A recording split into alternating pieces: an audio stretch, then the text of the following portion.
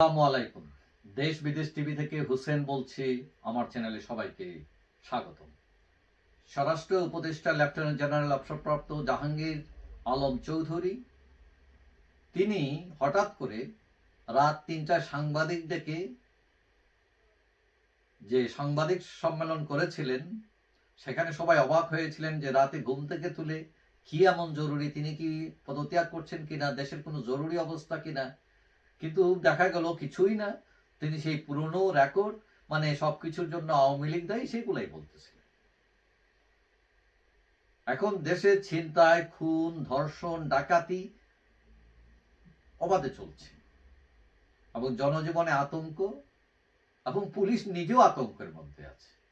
তাদের আজকে এখান থেকে ওখানে বদলি, কাউকে ওএসডি, কারো চাকরিচ্যুতি, কারো গ্রেফতার। এবং সেনাপ্রধান তিনিও এই বিষয়টি উল্লেখ করেছেন যে তাদের মধ্যে ভয় তৈরি হয়েছে পুলিশের মধ্যে, যার ফলে পুলিশ কাজ করছে না।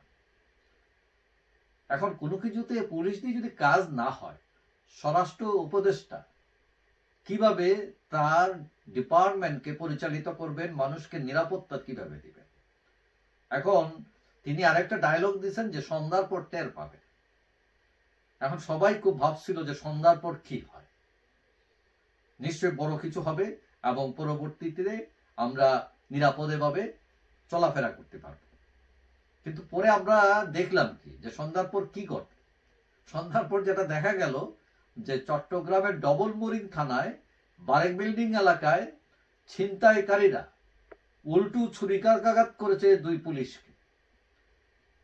পুলিশের দুই এসআই জামিল ও নজরুল ইসলামকে ছুরিকাঘাত করে ছিনতাইকারীরা পাঠিয়ে দিছে হাসপাতাল। এখন ঘটনা যেটা ঘটেছে সেটা হলো, পুলিশ গোপন সংবাদের ভিত্তিতে বারেক বিল্ডিং এলাকায় একটি টিন শেড ঘরে যায় এবং ছিনতাইয়ের টাকা ভাগ বাটোয়ারা নিয়ে দুই পক্ষের মারামারি চলতেছে।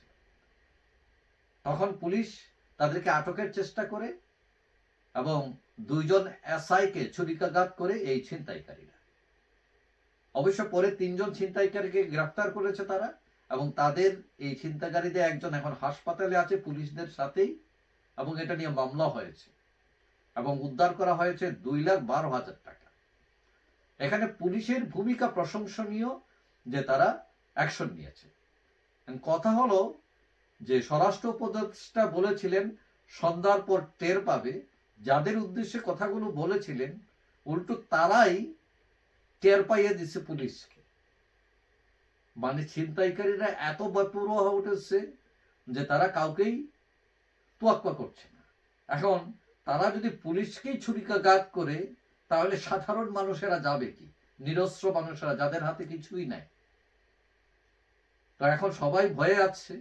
আশা করি এইটা কাটানোর জন্য কি কি করা লাগবে, কি দাওয়াই দেওয়া লাগবে, ওইটা সরকার যাতে যথার্থভাবে নির্ধারণ করে এবং অ্যাকশনে যায়।